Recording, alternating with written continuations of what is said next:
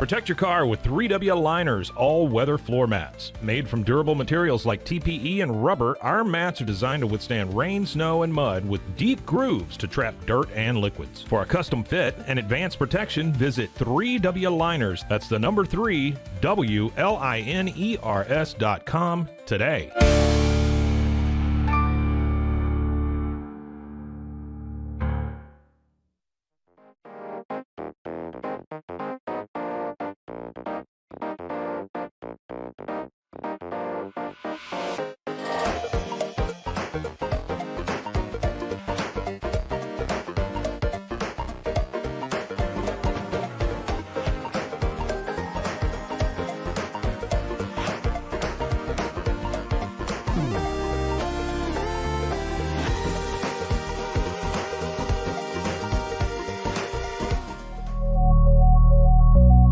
At Acasis, innovation drives us. Since 2008, we've been creating cutting-edge technology products that make your life easier. With a focus on performance, design, and customer service, we're here to help you work smarter, not harder. Join us on our journey to simplify your world. Visit Acasis.com today. That's ACASIS.com today.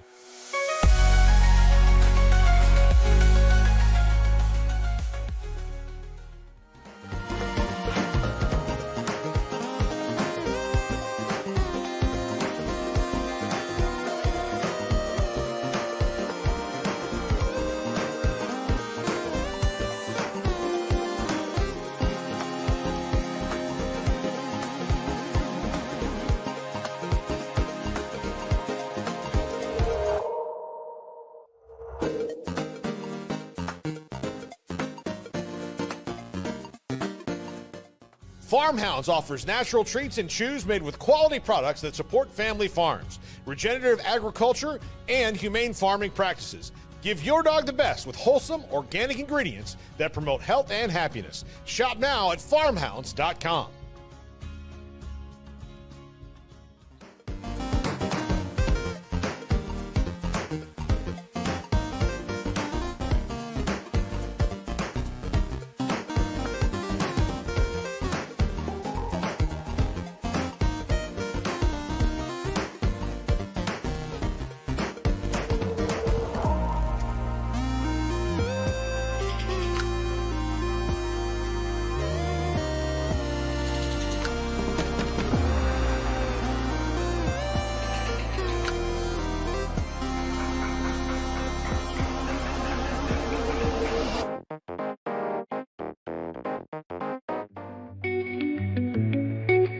Unlock a world of convenience with Mully Box, your one-stop solution for personalized subscription boxes delivered right to your door. From gourmet snacks to unique finds, each box is tailored to your tastes. Experience the joy of surprises. Subscribe today at mullybox.com. That's MULLYBOX.com.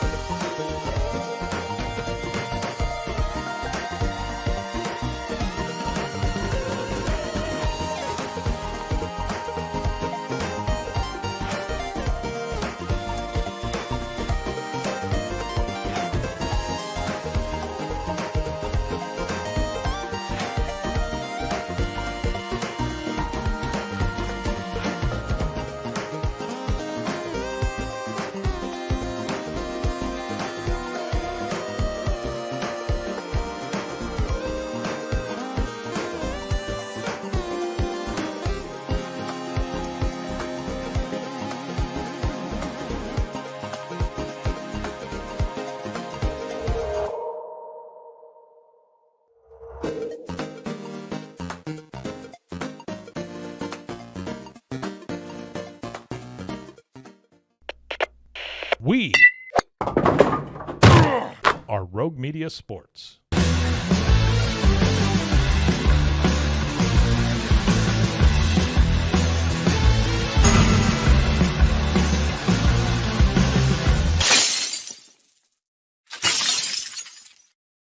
Are here on Rogue Media Sports Network. It is the Cam Show. I'm Cam Stewart. Zach Burke keeping us on the air on this Friday.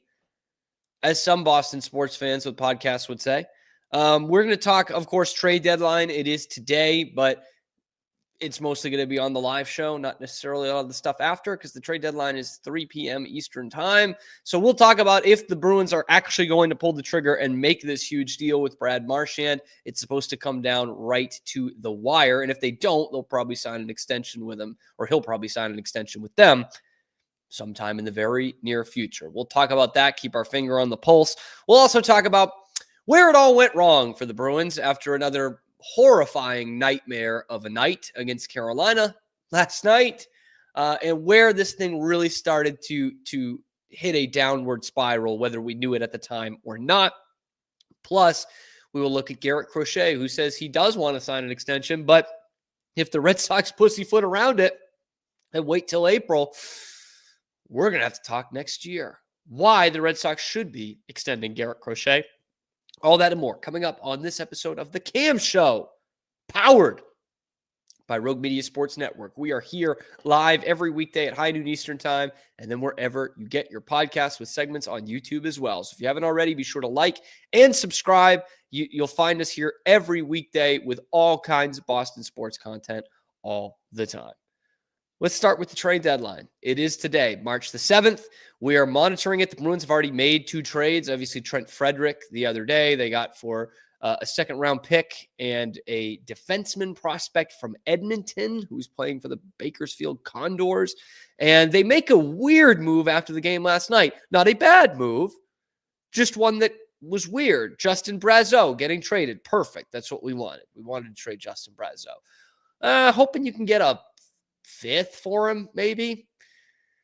What you actually got were 2 roster players and a draft pick. No, it was a 6th-round pick, so it's not much. But you got 2 roster players out of it, which is wild to me. And one of them is something of a prospect, right? This Russian center here, who I'm trying to pull up the pronunciation of his name. I lost it. But they also got Jacob Lauko back. And you know what I was saying about this team all year long. I was saying, you know what this team is missing? It's missing Jacob Lauko. The ultimate cardio guy, the ultimate perfect game guy, just zeros across the board, just not doing anything, anything statistically. The pronunciation is, for this Russian guy, Husnadinov.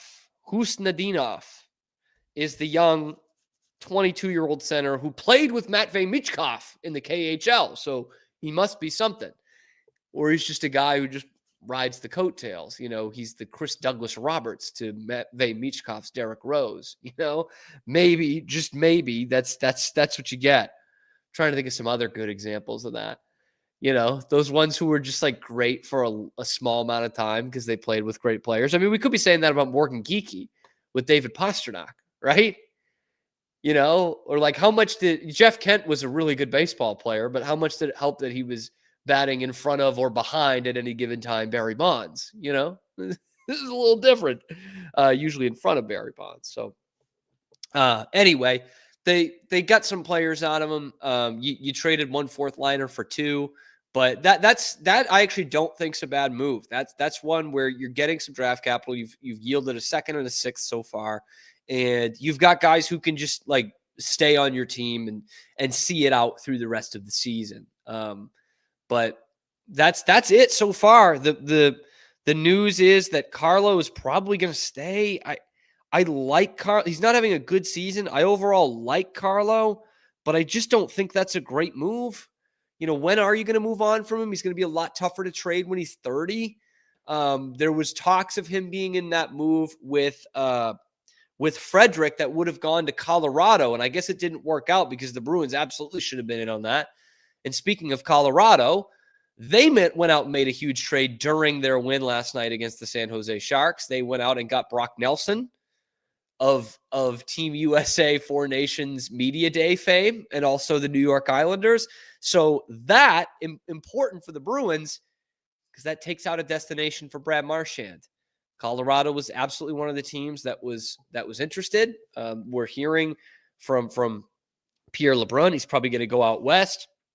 That would have been one of the obvious destinations. And so far, you've knocked out Colorado. You've knocked out Edmonton. Vancouver is in a weird situation where they're going to be buying a little bit. I don't see how they buy Brad Marchand. I just don't. And so now you're thinking about the Kings and the Knights. A couple of royal teams right there. Vegas and LA would be the two destinations that I would be looking for Brad Marchand. And we'll, of course, keep an eye on that. I think Geekie they'll probably hold on to. I think they'll probably hold on to Geekie with 2 goals last night. The Geekie is the weird one here to kind of close out the topic on the trade deadline and talk about last night's game. Geekie is an interesting one because, God, I love just talking about the lightning rod that is Morgan Geekie. But he's now over 20 goals this year. He's set a career high 2 years in a row in his 2 years with the Bruins. He's been a very useful player with Pastrnak. And that's not the long-term kind of player that you want with Pastrnak. But I think there is a school of thought of like, well, really last year and this year, you've tried some guys with Pasta that just didn't work, specifically this year. And here's a guy that does work. And that's what's keeping Zacha alive right now. That's what's keeping Zacha from having his, being dragged across the coals here, because he plays well with Pastrnak. That's not the ideal first line. Of course not. It's actually embarrassing, but they're playing well with him right now. And Morgan Geekie, he'll be an RFA after next year. So you do have another like year-long tryout for him, kind of a prove-it year you have next year. You don't have to get rid of him right now. It's not like Brazeau or Marchand or Frederick who are on expirings. You don't have to do that with Geekie. So now the other argument would be, is Geekie really a pillar of your long-term future? And if not, why wouldn't you turn around and get him while his value is at its highest? He's gone over 20 goals. He's playing well with Pastrnak.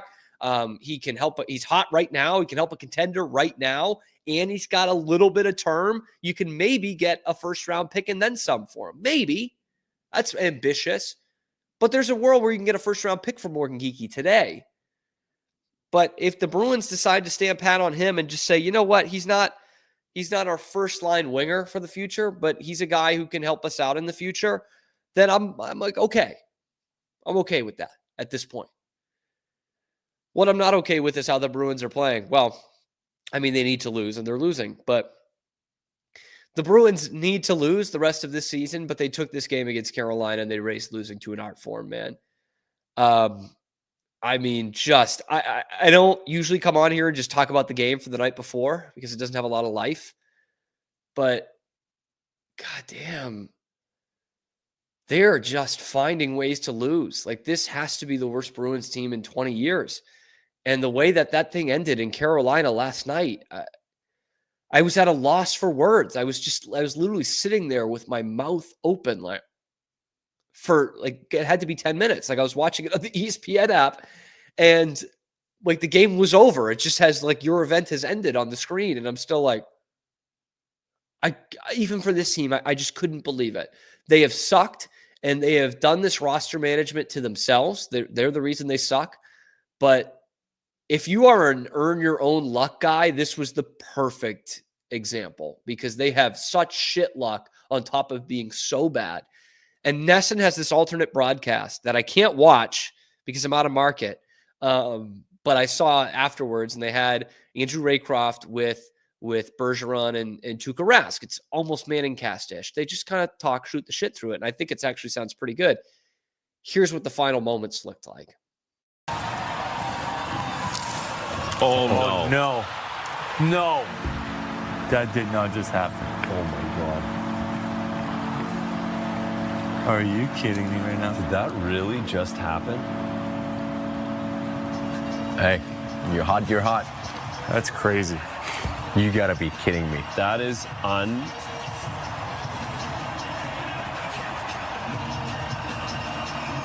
Oh, my God. Oh, my God. Like, you've got to be kidding. Like, that's how, this team, man. Oh, this team. This franchise. What happened? What happened? Like, we had a great moment last year with the Pasternak Game 7 OT winner. 2 years ago, we had the best regular season team in the history of the league. And now it's this. I was up half the night thinking about this because that's what I am. I'm a sicko. And all I could think about was, where did this go wrong? Like, what happened here? There's so many things that went wrong the last couple of years. And I think almost all of it has to do with Don Sweeney, specifically the last 2 years. But like, what is the moment that we should have seen something like this coming? Where's the moment where we should have foreseen the window closing very quickly and in a grotesque way? And I come back to Bruce Cassidy in 2022 when they fired him after a pretty successful run with the Bruins, where he was winning well over 60% of his games and led them to a Stanley Cup final in 2019. There were some issues with those Bruce Cassidy teams, but I don't think anyone was banging down the door to fire Bruce Cassidy. In fact, it came as a huge shock to most of us, myself very much included. I was stunned when they fired Bruce Cassidy. It just seemed very out of nowhere. Unlike the one before him and Claude Julien, that was controversial, but the writing was kind of on the wall. And the guy after him, Jim Montgomery, not a long amount of time, and it might have surprised some just because of the term, but writing was kind of on the wall. There wasn't really a writing on the wall with Bruce Cassidy. Did that team underachieve in 2022? A little bit. Yeah. And they lost to Carolina in 7 games. And they should have beaten the Islanders the year before. But that core was still there. Krejci was not there that season because he didn't like Cassidy. But this became a players' revolt. And not even your most important players. And it really kind of it was the tip of the iceberg for what has followed. And we had one great season to follow that, regular season. But it's been a lot of disappointment since then and a lot of lack of direction. There's been no direction in this franchise since Bruce Cassidy was fired. And so I think that's what I think about that 22 team is it's like, okay, yeah, they shouldn't have been in a position where they weren't a home ice team in the playoffs. And I do think they should have beaten the Islanders in 21. I don't think there's much of an excuse for that. But looking at 22, you got to remember, Eric Haula was the second line center on that team. Like the guys who were still, I've got it up here, the guys who were still getting meaningful minutes and games for this team, Carson Kuhlman, Curtis Lazar. You got Hampus Lindholm midway through the season. He's hurt in the playoffs. Anton Bleed. Connor Clifton. Like these guys are getting real time with the team. And, Oscar Steen, Mike Riley, Tomasz Nosek. Eric Haula was your second line center. Lest we forget that. And like you expected that guy to lead the team to the Stanley Cup final. You wonder why he put so much pressure on his top line. Because look at the rest of it, man. I don't think there was any one thing you could point to of like, this is why Bruce Cassidy sucked and he should have been fired. Unless you're Jake DeBrusk. He apparently had a beef with a few of the players, mostly the younger players, but Krejci left after 21, retired. Cassidy's gone after 22. He's back for 23. So you'd imagine David Krejci as well. But the main one that we heard was Jake DeBrusk. Bruce Cassidy was too mean. He was a meanie. And Jake DeBrusk, 2 years later, you let go for nothing. Not a goddamn thing. And you didn't replace him. And so now we have to watch Bruce Cassidy win the Stanley Cup with the Vegas Golden Knights and have a team this year that could well win it again. Well, what do we got? A one-way ticket to Palookaville. Like, that's probably where it all goes wrong. That's a bad decision by Bruins management appealing to the wrong people. It's not appealing to the captain, Patrice Bergeron. It's not appealing to the alternate captain, Brad Marchand. They had great relationships with Cassidy. It's appealing to Jake DeBrusk, a 40-point guy that you let leave and didn't replace 2 years later. That's what we're talking about here. Management that just doesn't know their ass from their armpit half the time. And just thinks that they don't have to replace guys. They didn't replace Bruce Cassidy. They didn't replace Jake DeBrusk. And it comes back to everything that we see with this team today of like, do I want them to trade Brad Marchand? I think it's going to be a great thing for the team. I think you get a good return for that. But then again, you've also got to replace, if you just get a first-round pick, you've got to replace Brad Marchand's production. And does anybody in their right mind trust this GM to replace him? He hasn't replaced anybody. Like literally anybody. Hasn't replaced Bergeron. The only person he replaced Krejci with was Krejci a year later, an older Krejci. Hasn't replaced DeBrusk. Didn't really replace Torrey Krug. I mean, Hampus Lindholm, he's been hurt. Like they don't replace anybody. They had guys on these career years last year that they let walk, Heinen and DeBrusk, and in a vacuum, you're like, okay, fine. You don't want to give those guys money? Sure. You can find someone that gives Jake DeBrusk production for Bruins Jake DeBrusk money, and then they don't do it. So where it all started to go wrong, where this franchise started to lose whatever killer instinct it was to win hockey games, is when Bruce Cassidy went out the door. And were there some playoff failures under Bruce Cassidy? Of course there were. 21. No reason to be losing to that Islanders team. No reason. All those years they go out to Tampa. I mean, 20, they're the best team in the league, and then they go into the bubble and they absolutely fold. But they did also get to a Stanley Cup final in 2019 and pushed it to a Game 7. Pushed it. They should have won it. Trust me. That's not lost on me. They should have won it. But he does get them to a Stanley Cup final. He wins 2/3 of his games. But he's a little mean to Jake DeBrusk. And now here you are, 2 years later. You don't have Bruce Cassidy. You don't have Jake DeBrusk. Bruce Cassidy's got a Stanley Cup ring, and you have a real chance to be picking inside the top 5. Because that's how shit your asset management is. And I do mean shit. That's why this needs to be a fire sale. This is why you need to bring in all the capital you can get. Because that's where it went wrong. We didn't know it at the time, and it's certainly not the only thing. Certainly not. But the day they told Bruce Cassidy to screw was the beginning of the end for this iteration of the Boston Bruins. And who knows how long it's going to take. The post-Bork thing, I mean, that really took 8 years. They had 1 year where they were really good in 2004. But that really took 8 years, and that was getting Chara. That's a long time. I'm going to go to the Chicago Blackhawks game tonight. I'll go ask them how it feels to run that shit for 5, 6, 7 years. They're awful, dreadful team. And they have a generational number 1 pick on their team. Now the Bruins have a 5% chance to pick number 1. Did anyone think that was the case coming into this season? I would have thought they were closer to a Stanley Cup final than they were to that. I was dead wrong. And it started with that Bruce Cassidy firing. Still don't understand it. Still can't justify it. And here we are. Just munching on a shit sandwich. Anyway, let me know what you guys think.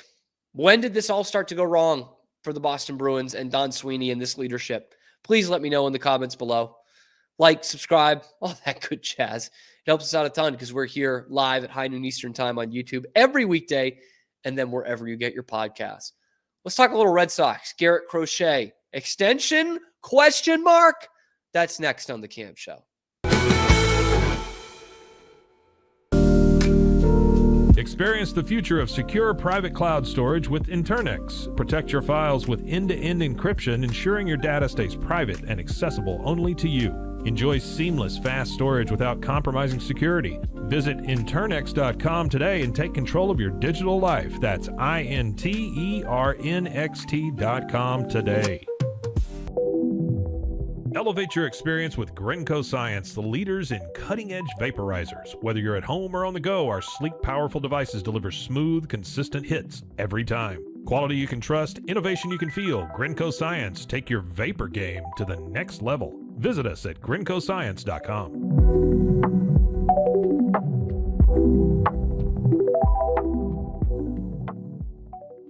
At Terrapin Ridge Farms, they believe in the joy of effortless entertaining. Inspired by CEO Mary O'Donnell's mom and her legendary holiday parties, they've crafted a line of gourmet foods that turn any meal into a celebration. From savory jams to mustards, aiolis, and more, their products are made with love, bringing unforgettable flavors to your table. Whether it's a casual get-together or a special occasion, they make it easy to impress. Terrapin Ridge Farms, where great food and great memories come together. Visit them at terrapinridge.com. Terrapin Ridge. Do you ever have a story that you just can't get out of your head? One that you play the details of over and over with your friends? Well, you've come to the right place. I'm Claire. And I'm Susan. And this is Justice Pending, a weekly true crime podcast where we discuss tantalizing crimes with more questions than answers. Thanks for joining us. Cleanse your body of accumulated toxins and embark on your wellness journey at your own pace. At Global Healing, we provide premium supplements to help your body heal naturally. Combine that with OrganicHemp.com's top quality CBD for ultimate balance. Start your healing journey today at GlobalHealing.com and OrganicHemp.com.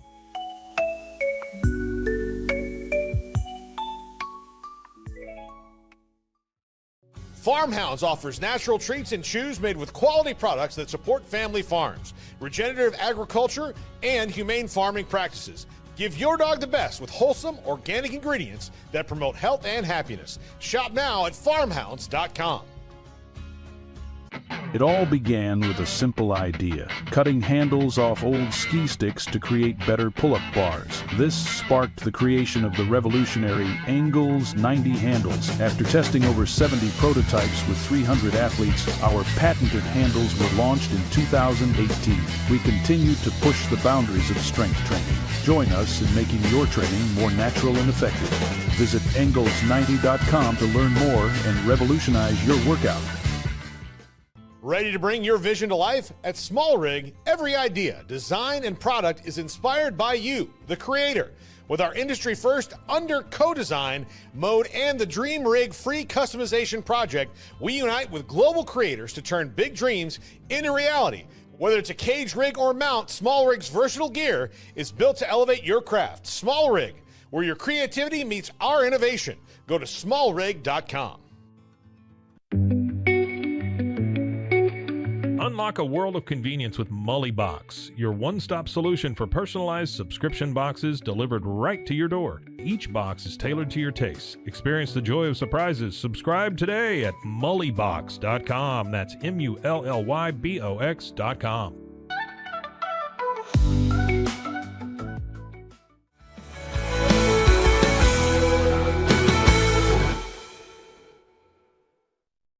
Welcome back. It's the Cam Show on Rogue Media Sports Network. Cam Stewart here. Zach Burke keeping us on the air. We're going to hear from Zach in the next segment. We're going to talk about the absolute dog shit that we watched this week. I've got commercials to go over. I love talking about commercials. I love breaking them down. We'll also keep our finger on the pulse on whatever's happening during the show of Bruins trade deadline news, because of course something massive will break as soon as we get off the air. And then I'll have to wait till Monday to really break it down. Oh, we might have some big news here. Apparently, this is from Darren Drager. An extensive back and forth about to end with the Dallas Stars acquiring and extending Mikko Rantanen. Not done, but I believe he's settling for the $12 million per year. Whoa. Oh, shit. Oh, I'm glad I'm out of Texas because the Dallas Stars are probably going to win a cup.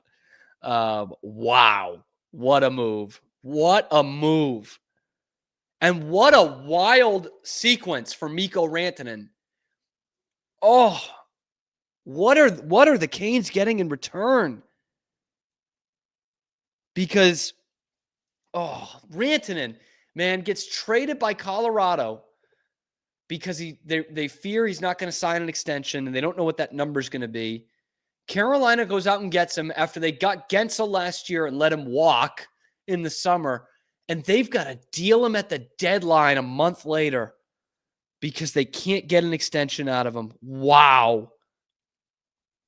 What a failure. What an absolute failure. Oh. And now the Avs can't think about, re-signing him and $12 million. I mean, they would have done $12 million. I think they were worried the number was going to be 14 or 15 from Rantanen with the cap going up. 8 years, $12 million. I think they would have done that. Wow. Still nothing official yet, but wow. That's huge. We had this fear that Rantanen would be gone by the deadline, but wow, that's incredible. Whew. Wow. Mikko Rantanen, Dallas Star. Wow. Sorry, keep saying that. I should get a Mikko Rantanen Canes jersey for the show. I think that would be really cool to have in like 10 years. Anyway, this is the Boston Sports Show. Boston Sports Show. Remember that, Cam. You can't just do hockey trade deadline. Garrett Crochet has been lights friggin' out this spring training for whatever that's worth. But this was obviously the crown jewel in the Red Sox offseason, I would say. Bregman was pretty big too, but trading for Garrett Crochet, trading one of your top 5 prospects to go and get him, a guy that's in his prime, absolute pig because of how nasty he is. You could have an ace in Garrett Crochet for the long term, but you do have to extend him. He's got only a year left. And there's been talks of this extension during spring training. And Garrett Crochet told Alex Spear yesterday, he said, well, we've been talking in extensions, but if this goes to opening day, we're talking after the season. I ain't talking about this during the season, which is typically how the Red Sox operate as well, unless you're Rick Porcello or unless you're Xander Bogaerts, but not Mookie Betts. Anyway, they've gone back and forth on this over the years. So is this imperative that the Red Sox extend Garrett Crochet? Because to me, without him even throwing a pitch in the regular season for this team, I think the answer is yes. Now, I understand the caveats here. There are some major questions for both team and player, right? Like Garrett Crochet, again, has not pitched a full workload of a season yet in the major leagues, right? Like he's not even hit 150 innings. In fact, last year was the only year he went over 100 innings, through 146. So that's good for the progression of the natural next step being, 160, 180 innings. But in terms of spending long-term money, that's a big risk. And for Garrett Crochet too. He's about to enter into his prime. He's 26, about to enter into his prime. If he gets hurt, what's the market for him? There might not be a market for him at near the kind of money he's looking for. So if I'm Garrett Crochet, I'm trying to get locked up here. But if it's the Red Sox, I think you've got something to bring to the negotiating table. I think Garrett Crochet is in a better place. But the Red Sox, you're like, man, we don't know if you can pitch a whole season. We love your stuff. We traded a top 5 prospect for you. We love your stuff. We love your potential, but you've got to prove to us you can pitch for a full season as a top-end starting pitcher for a good team in the major leagues. Because that's something that would worry the hell out of me, especially after dealing with the Chris Sale experience, a guy who couldn't pitch a full season.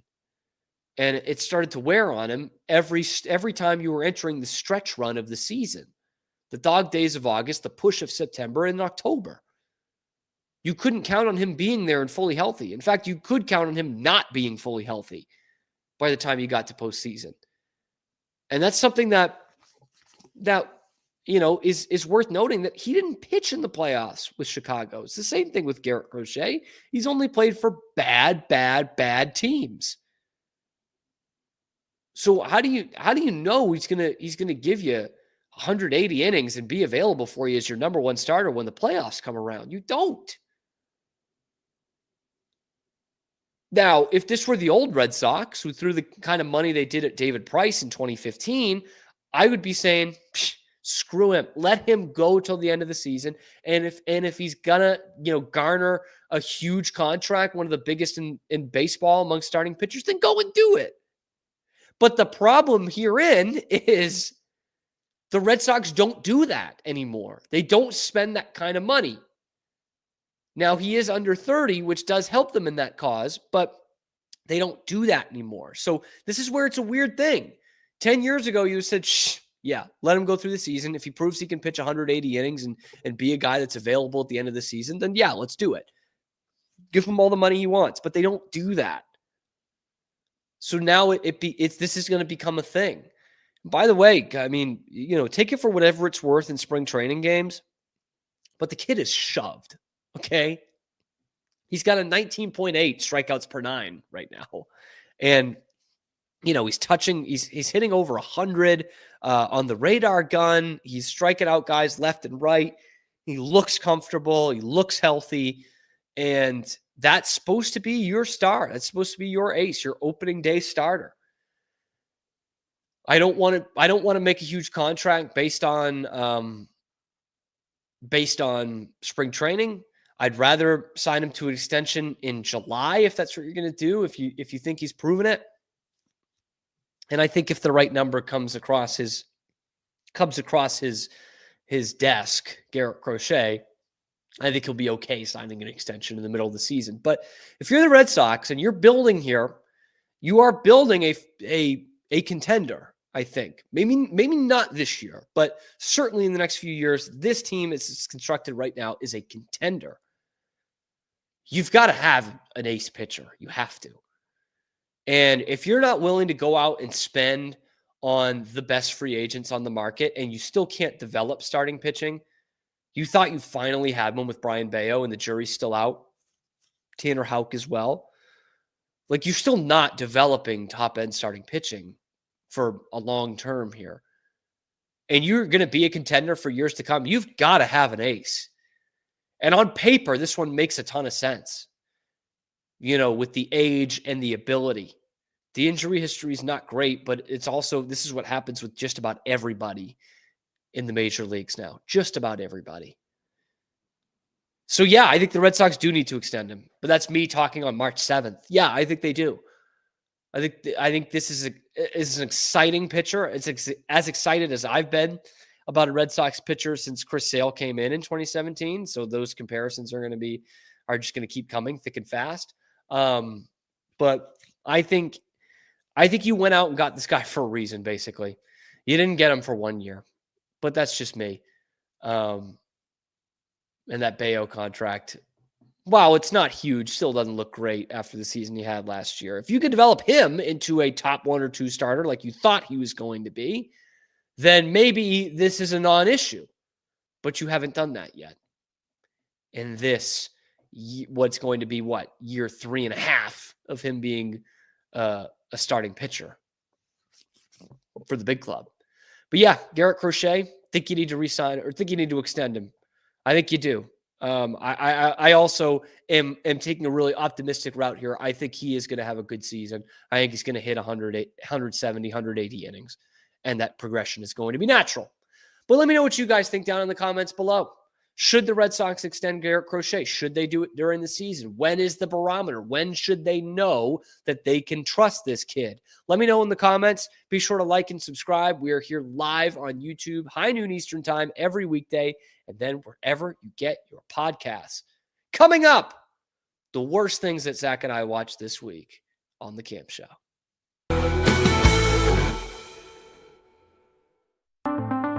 Transform your workspace with Hanomi Ergonomics. From adjustable chairs to standing desks, we provide solutions for comfort and productivity, whether at home or in the office.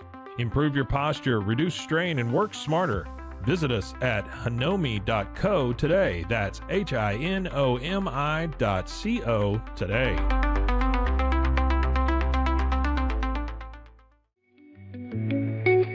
Unlock a world of convenience with Mullybox, your one-stop solution for personalized subscription boxes delivered right to your door. Each box is tailored to your tastes. Experience the joy of surprises. Subscribe today at mullybox.com. That's MULLYBOX.com. Unlock your full potential with On It, your go-to for premium supplements, fitness gear, and wellness essentials. Whether you're training hard, recovering faster, or just looking to feel your best, On It has the tools you need to perform at your peak. Visit Onnit, that's ONNIT.com, and elevate your mind, body, and spirit today.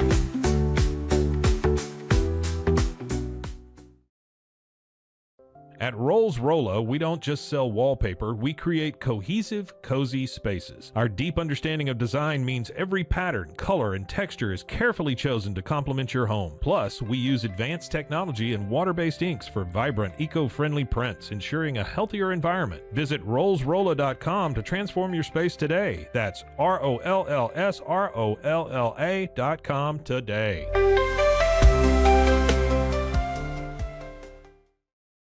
Relax with Hemp Delicious. Organically grown hemp, massively blended with delicious organic herbs, responsibly sourced for their holistic benefits.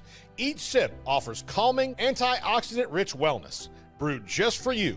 Sip the calm with Hemp Delicious. Find your blend at hempdelicious.com. At Tusane's, we understand that maintaining a healthy lifestyle can be challenging, especially in today's fast-paced world. That's why our mission is to make fitness accessible to everyone, anywhere. Committed to excellence, we adopt a user-centric approach guided by ergonomics and medical science. With a team of seasoned professionals in R&D, design, and manufacturing, we prioritize quality across our entire product line. Visit Tusains.com today and start your journey to better health. That's TOUSAINS.com. Ready to bring your vision to life? At Small Rig, every idea, design, and product is inspired by you, the creator. With our industry-first under co-design mode and the Dream Rig free customization project, we unite with global creators to turn big dreams into reality. Whether it's a cage rig or mount, Small Rig's versatile gear is built to elevate your craft. Small Rig, where your creativity meets our innovation. Go to smallrig.com. Calling all Marvel fans, get Marvel Unlimited and unlock over 30,000 comics featuring your favorite heroes and iconic stories, all available to read anytime, anywhere. Whether you're into classic tales or the latest adventures, there's something for everyone. Don't miss out. Head to marvel.com/unlimited today and start your Marvel journey now. At Angel Bliss, we believe every parent's journey is a beautiful adventure. Our mission is to make it joyful and stress-free with thoughtful, safe, and innovative products. Born from a love for family, we promise peace of mind for parents and comfort for babies. From playtime to bedtime, every Angel Bliss product is designed with care, reliability, and a style to nurture the special bond between parent and child. Angel Bliss, creating happy memories, one baby at a time. Visit us at angelbliss.us. Angel Bliss.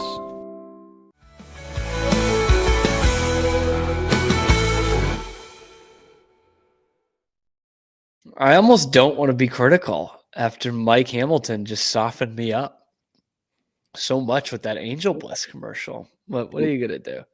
It's the Cam Show on Rogue Media Sports Network. Cam Stewart, Zach Burke.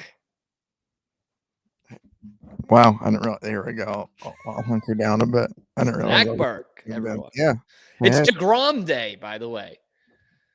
It I is. saw them tweet that. I was like, it is spring training. Yeah. Hey, he's DeGrom back. Day. I'll take it. And your Dallas Stars. Oh, wait. No. Yeah. No. Stars might really win the cup. Yeah, I was listening to you talk about Miko there a little bit. I thought they were like one of the 3 or 4 teams I would have picked before the season. Then Miro Heiskanen got hurt, who is my favorite Dallas Star. And he's out for the season, but then they go out and get Mikko Rantanen. But they're also going to extend him. They are how do I put this? They are right up there with the model franchises in the NHL. Hold on. How they do their business. Just bear with me a second. I will. Because this does not track for a city.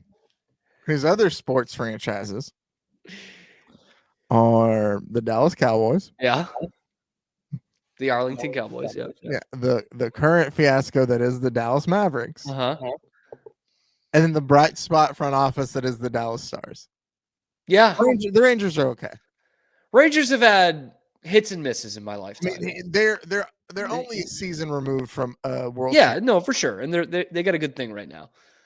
The Stars, I mean, first off, they're one of the winningest teams of the 21st century. Now, they haven't won a cup in the 21st century, which is what we're all playing for. But they have a team right now that's set up for 4 or 5 years anyway. With Otter and goal and Heiskanen and Robertson and Rantanen, and they've also got they've just been great at getting those like role player guys over the last couple of years. Matthew Shane has been awesome. He scored like 25 goals this year.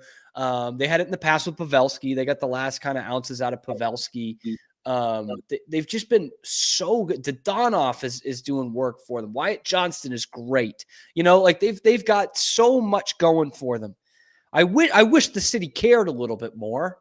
They'll care come the playoffs, the same way we kind of see all the time. But anyway, this is not about the Dallas Stars, but they are in a heck of a position, man, for the next couple of years. Whew. I mean, the Panthers are still probably the organization that you think about. Panthers, Golden Knights.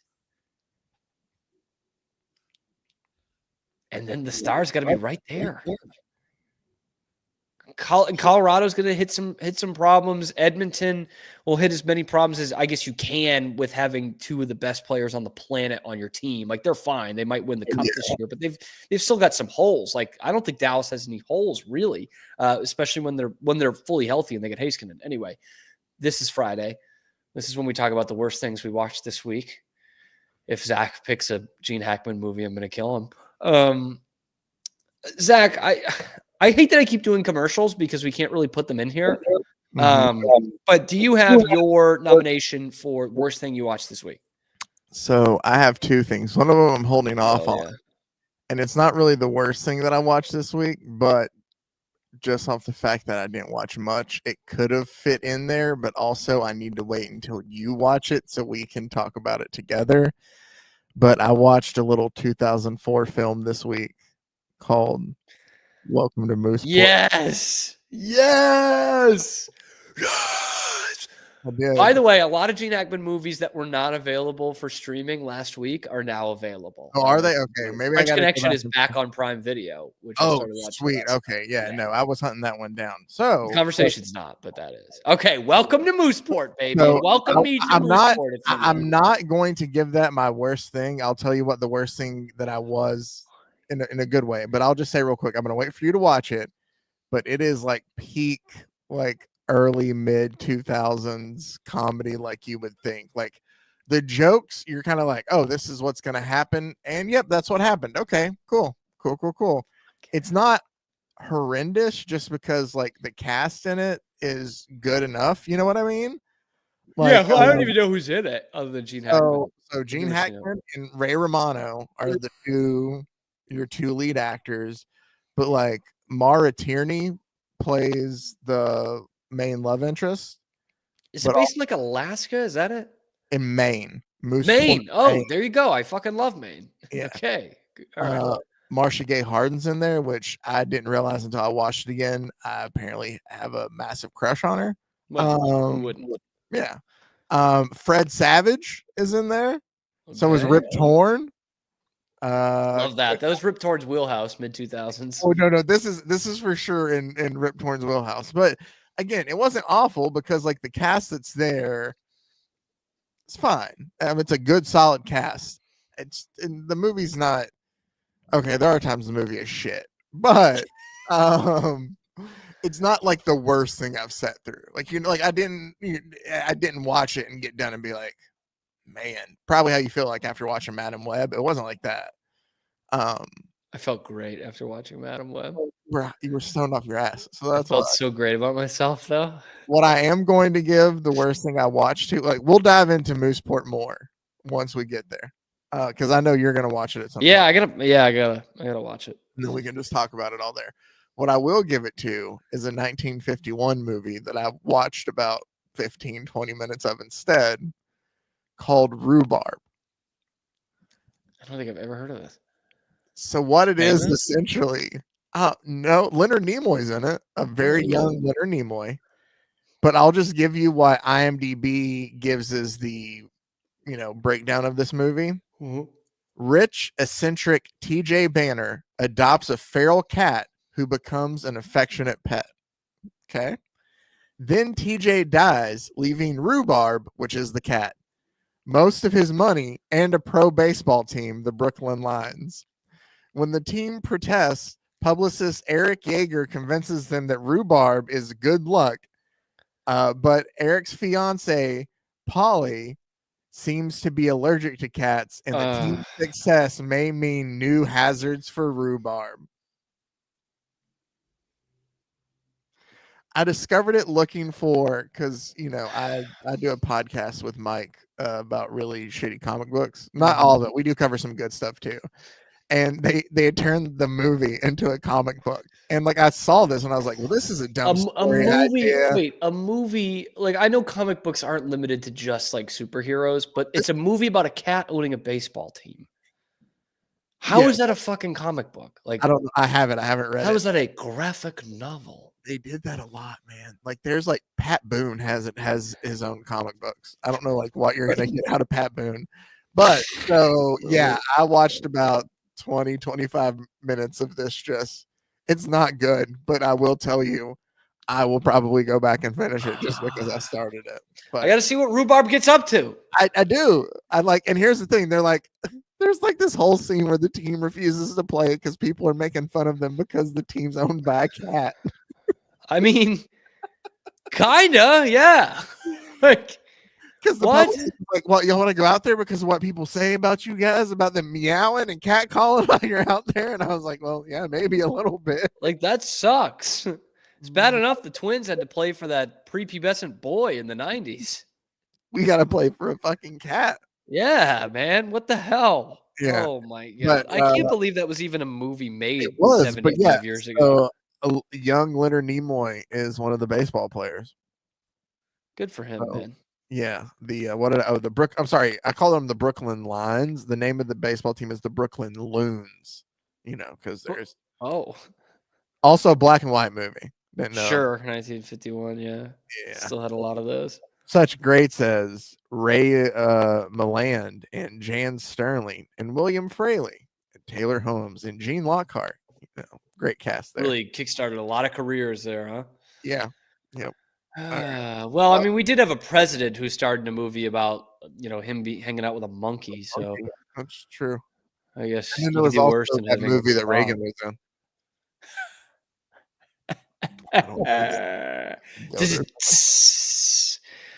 So mine's a commercial, mm-hmm. And it's just commercials. I've always said if you pay attention to them for more than a second, you realize how fucking stupid they are. Yeah. And obviously there's more and more now that are just being made by AI. And there's this one, it's a T-Mobile commercial. And it's supposed to be a play on a reality TV show. And so they literally start with kind of that music title sequence like a reality show would. It's called Nada Yada Island.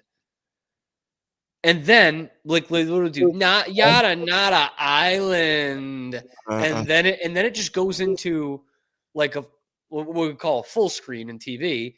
And it's just T-Mobile. Here's the plans you can get. Here's the deals you can get.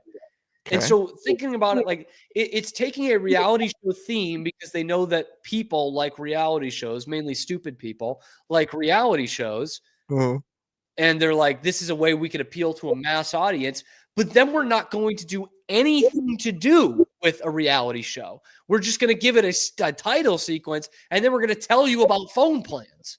Yeah. They think that's, and maybe this is true, that those 3 seconds of saying not a yada island is going to attract people and hook them in thinking they're watching a reality show or a preview of a reality show. And actually, they're gonna be turned on by T-Mobile phone plans.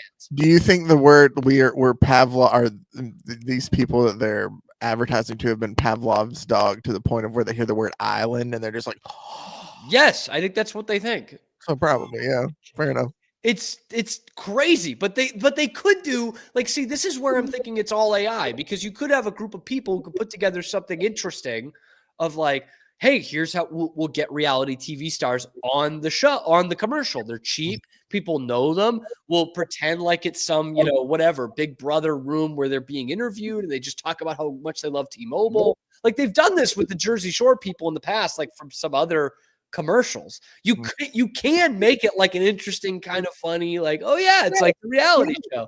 But instead, they just make up a reality show theme and then go into phone plans. Like it's so fucking lazy. Could you imagine like going into advertising like the Mad Men of 2025? Like there's nothing to it. You just have one person running it through an AI generator. Yeah, but that one guy has to do it for like all the brands then though. So like, all right, what do you have for Motorola? Hold on. And he's like flipping through all of his cards. It's like people like keto. We'll just make it a keto thing. Like, just some shit like that. This is what the computer tells me is good. That's commercials these days. I couldn't help it. That was the worst thing I watched this week. It's not very entertaining, but like a joke tagline for you and your stand-up bit. That's commercials these days. See, you're getting it. Yeah. It took a couple months, but you're getting it. Yeah, but I get it now. Yeah.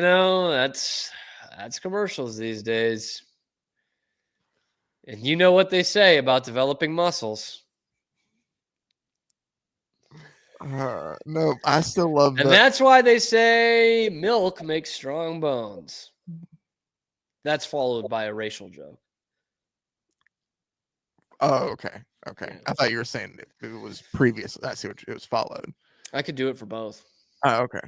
Who cares? Between there then? Anyway, anything else you want to bring up from this week? My nose is so itchy. Some people in the comments have thought I do coke. I promise you this show would be much more chaotic if I did. I just have a really fucking itchy nose. No, I get that. Anytime anybody brings that up of like somebody, it always makes me think of Oliver Platt from Bullworth. I'm sure you've seen that. I mean, it's where he had like a whiteout container that it was just filled with that he would like sit there, like, and he'd constantly when he walk by, that's what I think of every time. But no, I don't think I have anything cool to add there. Yeah, I saw that Giannis was like the 52nd person to score 20,000 career points. I thought at some point in time it'd be fun for us to look at the other 51 people in front of him and be like, oh wow, that guy's on the list. Who's the worst 20,000 point scorer? We're overtime. I'll look at the list right now and give you my real quick one. Okay, and then I will too. NBA history. I can tell you that, now it just gives me all-time lead. Okay. Here we go. So bronze the first. Does it give me all 51? It gives me 50. I've got it from StatMuse. Well, I have it from Wikipedia that has 50. Oh, ISO Joe's on the list. Good for him, man. Tom Chambers is probably it. Yeah, I think you're right. Good player. Yeah, because like Mitch Richmond, a long time. People might go, Mitch Richmond. Dude, I only get half the list. MVP. How about Walt Bellamy? Yeah, it was the other one I was thinking. Walt Bellamy might be it. I mean, nothing. Poor Adrian Dantley doesn't even have a picture. He's a good player. Like some of these guys are good players. They just don't like Gary Payton's on the list. Dame's on the list. Walt Bellamy's in the Hall of Fame. Yeah. So like, I'm not shitting on any of these 14 players. Years, 4-time All-Star, Rookie of the Year, Walt Bellamy. Let's pull him up here. Yeah, I don't think there's anybody. He played from 1961 to 1974. Played for the Chicago Packers, the Chicago Zephyrs, the Baltimore Bullets. Very instrumental on those Zephyrs teams. The Knicks, the Pistons, the very early Pistons, the Hawks, and the New Orleans Jazz, baby. Yeah, where the Jazz should be. And he played at IU for #1 pick in the draft. So is it Walt Bellamy? Poor Walt Bellamy. I mean, yeah, probably. Like we know all the rest of those guys pretty Hall of Fame player, like not knocking him. Yeah, I mean, most of them are going to be Hall of Famers that scored 20,000. LaMarcus Aldridge isn't. Oh, yeah, that's an interesting one. Joe Johnson isn't. Tom Chambers isn't. Those are your only non. Maybe it's Joe Johnson. I mean, I would think Joe Johnson and Chalmers are pretty, or excuse me, Chambers. God damn it, are pretty similar players. Yeah. Stats wise, I don't know. That's a good way to end the show. Yeah, Joe Johnson's got 400 more. Celtic great, Joe Johnson. Mm-hmm. 2-time Celtic. That's Zach Burke. I'm Kip Stewart. We're live every weekday, high noon Eastern time. Thank you, Zach. And then wherever you get your podcasts, do yourselves a favor. Have a great weekend. And we'll talk about what team Brad Marchand's playing for on Monday on The Cam Show.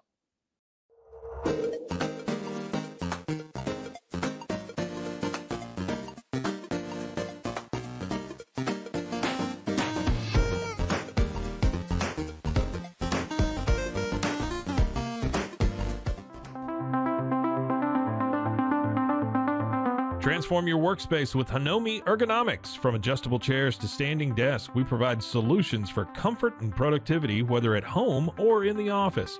Improve your posture, reduce strain, and work smarter. Visit us at hanomi.co today. That's HINOMI.co today.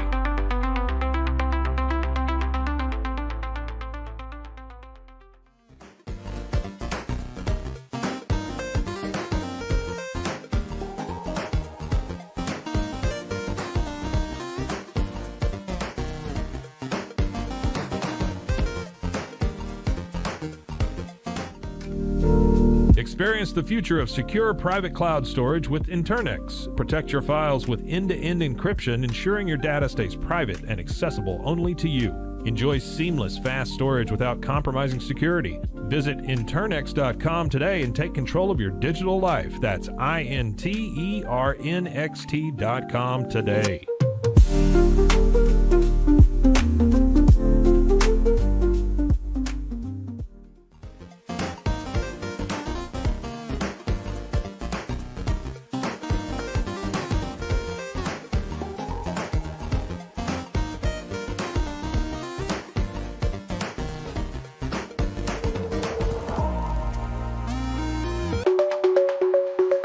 Protect your online privacy with NordVPN. Browse securely, access content from anywhere, and keep your data safe with military-grade encryption. Whether at home or on the go, NordVPN ensures your digital freedom. Stay secure. Download NordVPN today at nordvpn.com. That's NORDVPN.com.